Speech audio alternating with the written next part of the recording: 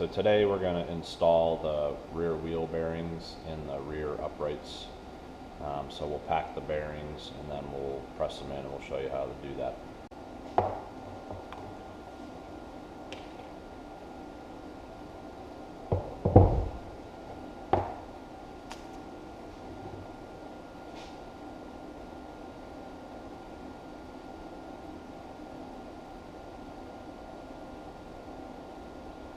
So you just pack the grease in here, get it in the bearings really good. You actually want to try to force it through so it comes out the other side. I'm using a synthetic wheel bearing grease, that's why it's pink.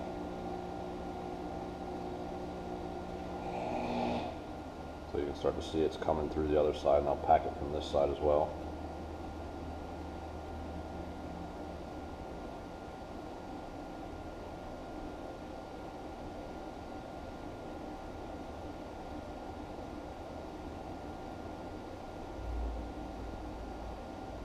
I'll typically sort of rotate the bearing around to spread it around in there and then pack it some more just to make sure we got good amount of grease in the bearing.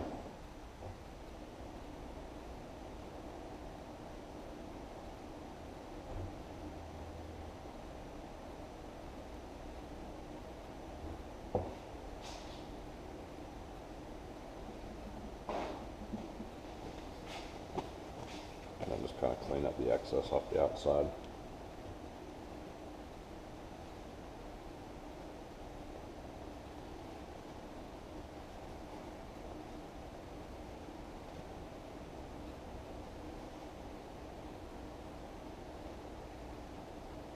All right, one packed. And then we'll do the outer one, and the outer bearing actually has a seal on the outside where it goes up against the rear wheel flange, because you can't get a seal in there, I guess, based on the Datsun design. So this is sealed on one side and then open on the other side.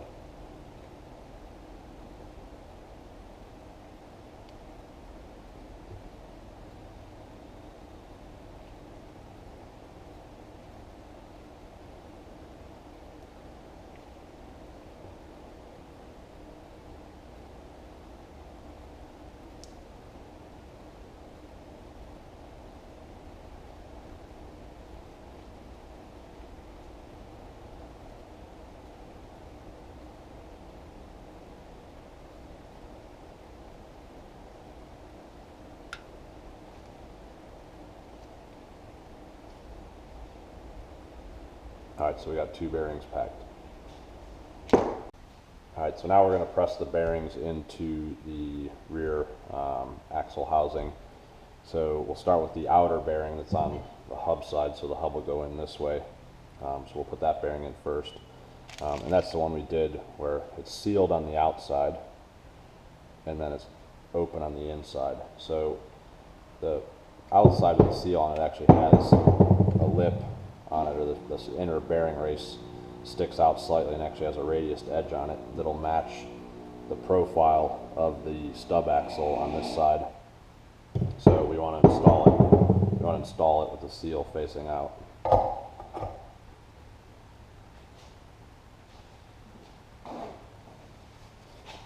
So the one thing I'm going to do is just tap it in a little bit by tapping on the outer race slightly, just to try to get it started and started evenly.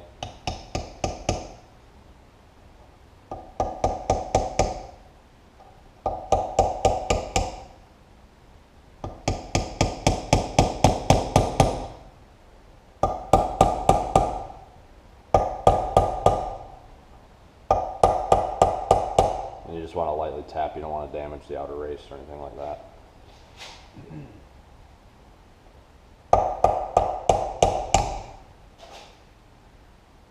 So now that's started. So one of the really important parts about pressing in bearings is when you press the bearing in this example, we're pressing it in, the outside diameter is being pressed into the housing. So when we apply force to the bearing to press in, we only want to press on the outside of the race, so we're only pressing on the race. We don't want to press on the center part, because then we put pressure on the ball bearings, which then can dent the races and damage the races, and you ruin the bearing. So whenever you're pressing in bearings, you always want to press on the sort of physical race and not the balls, so you don't ever want to apply pressure with the balls while doing this. So we're going to press around the outside. So it's a bit of a makeshift tool, but I'm just using a large socket that I have. So you can see the diameter of the socket's pretty close to the diameter of the outer race, but small enough that it'll fit in the axle housing and not get stuck in there. So I'll put this on there and we're going to press from the outside edge. And I just have a piece of threaded rod that'll go down in there, and then a piece to back up on the back side.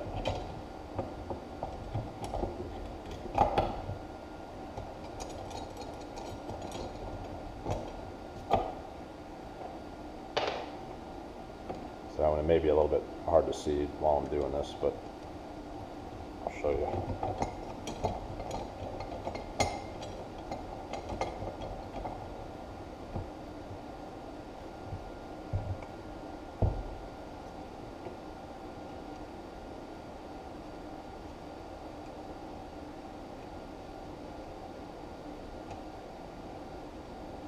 Once I get it in there, snugged up.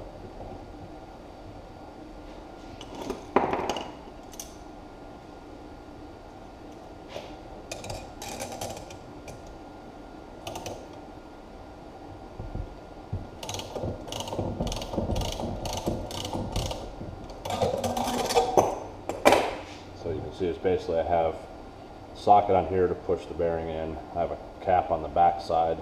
Some threaded nuts here, double nutted here, and a piece of all thread. Basically, I just tighten it down and it works like a press, and just pulls the bearing in. So we'll just run this down until basically it stops and fully seats the outer bearing race.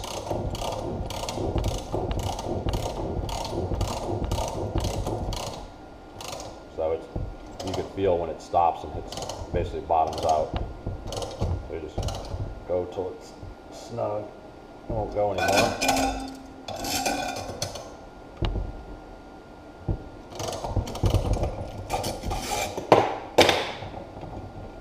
Now we can pull this out.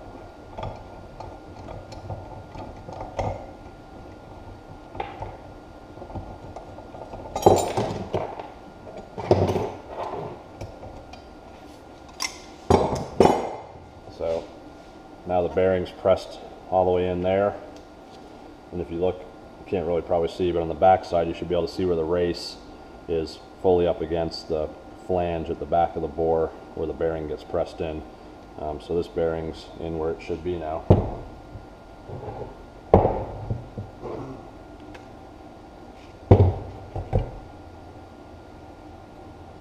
So now what I'm going to do is put the bearing spacer in there, and this is really important. The factory manual gives you the dimensions of the spacer and the dimensions of the flanges between the outer and inner bearing.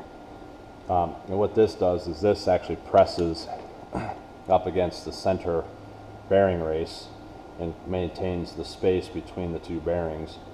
So, and this is really important because when you tighten down the stub axle, you don't want to just apply load to the center bearing races and squeeze them together, which then loads up the balls and it won't spin. So you have to keep the distance right between these so you don't put too much preload on the ball bearings from the center races. So this will go in up against the race on the outside bearing, and then we'll press the inner bearing in. And when we do that, we'll press, we'll put this in, we'll press this bearing, the inner bearing, in by the outer race again, so we're not pressing on the balls.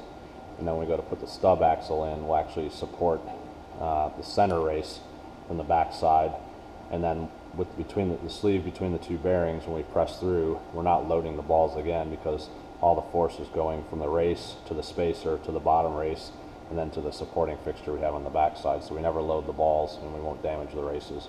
And that's the correct way to push bearings in.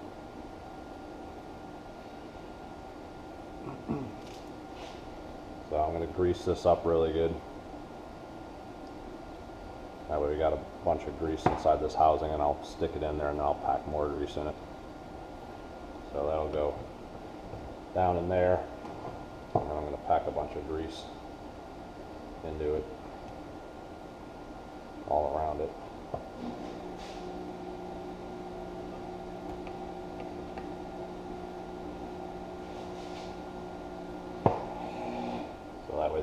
bearings never run dry. And surprisingly, when I took these out, there wasn't much, as far as I can tell, these were the original bearings that were in there when I took these apart, and there really wasn't a lot of grease in there. But I'm going to put enough in just to make sure that they don't run dry, and there's plenty of space in here for that. So you probably don't want to fill it completely up. You want to leave some airspace for expansion of the grease when it gets hot while you're driving and things like that, so it doesn't start forcing its way out. But a decent amount in there will keep the bearings lubricated.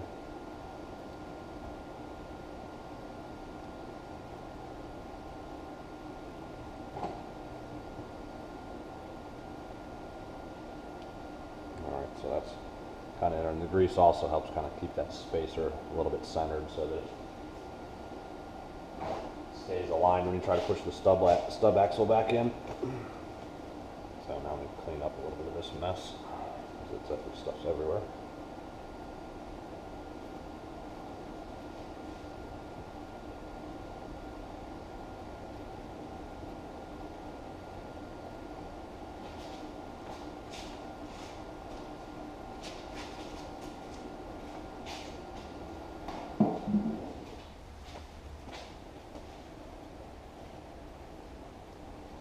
I really don't want a lot of grease on the outside of the bearings. I want it to press into the bore and not, have any chance of spinning in there. So you don't really want the grease actually on where the bearing's going. Alright, so that's in there, packed in there pretty good. So I'm going to do the same with this one, where I set the bearing down in there, and at least try to get it started a little bit by tapping on the outer race.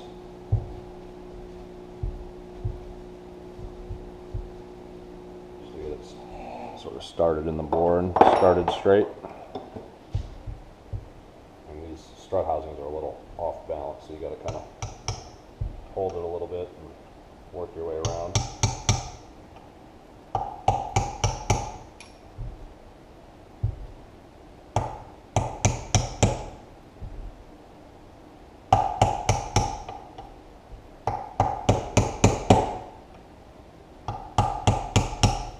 So that's started in there. So now I'm going to do the same as before and insert my tool.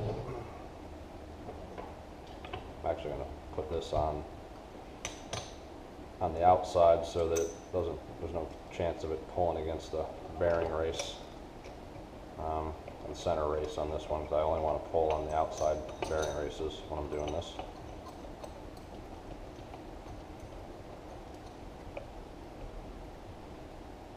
And you got to double nut this side, otherwise it just spins and it doesn't do what it's supposed to do. So do that.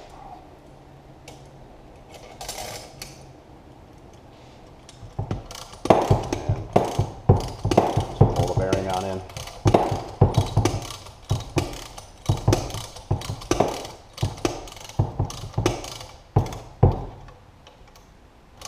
And you can feel it working its way in there.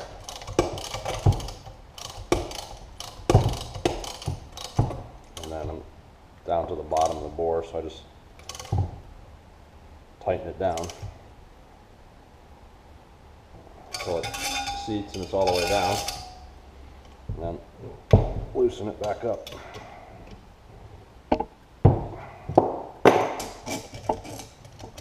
So the spacer on these actually has a letter marked on it, so the spacers on these have the letter B on them, and there's actually a letter B stamped into the housing on these so that they match, and that's what tells you you have the right spacer for the housing. The factory manual also gives you dimensions for the spacer and the housing so that you get the dimensions right. If you, for some reason, you were to have to replace the spacer, you got a spacer that was of a different size, because that distance between the spacer and the bearings is critical so that you don't put too much preload on the bearings or not enough, and you squeeze them together, so you have, it's a couple thousandths of an inch tolerance in there, so that when you tighten down the stub axle and squeeze everything together, you're not binding up the bearings. So this is in here. I can actually feel that the spacer, is not slopping around in there, but it still moves around a little bit between the bearing races, so I know I'm not too tight, you know, in the spacing on that spacer, and the bearings is correct. You pull them all the way down until they stop, but when you do that, the spacer should still, you know, be maybe just a little bit snug, or a little bit free to move, but not sloppy and not so tight that the bearings can't rotate.